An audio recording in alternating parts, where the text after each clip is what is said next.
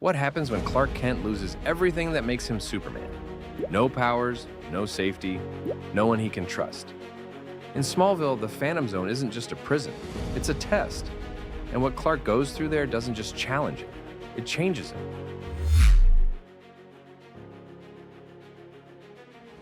The Phantom Zone is a completely different kind of environment with its own rules, and none of them work in Clark's favor.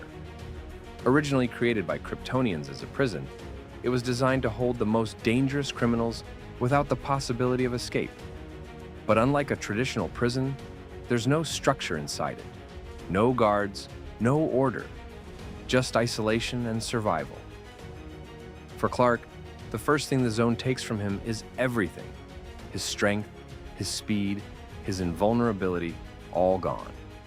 For the first time in his life, Clark Kent isn't special. He's just human. And in a place like this, that's a problem.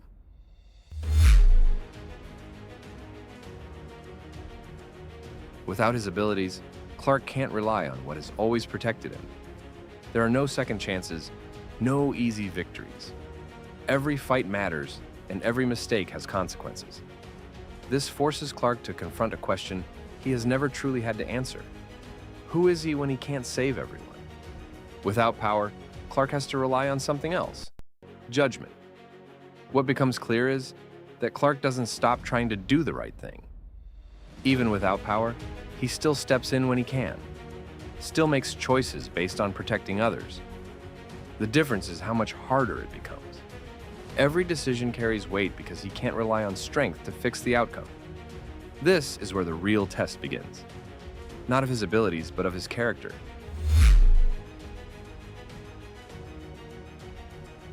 The biggest threat in the Phantom Zone isn't just survival, it's the people. Everyone there is dangerous. There are no clear allies, no guarantees, and no one Clark can trust. Clark's instinct has always been to believe in people. But in the zone, that instinct becomes a liability. Trust is no longer a strength, it's a risk. Every interaction requires evaluation. Motives aren't obvious. Intentions aren't stated clearly. Someone offering help could just as easily be setting a trap. That uncertainty forces Clark to slow down and think before acting. He can't rely on instinct alone. He has to observe, question, and decide carefully. This forces him to change how he sees others and how he makes decisions.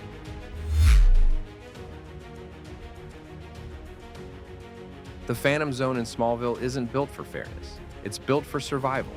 And in that kind of environment, the rules that normally guide Clark don't always hold up the same way. Every decision carries a cost. Help someone and you risk everything. Walk away and you risk losing who you are. There are no clear answers. Clark still tries to do the right thing, but now he has to think differently. What's important is that Clark doesn't abandon his values. He still tries to protect people. He still looks for ways to do what's right. But the way he operates starts to shift. His decisions become more measured, and he begins to factor in risk. Not just intention, not just what's right, but what will this cost? This is where his morality evolves.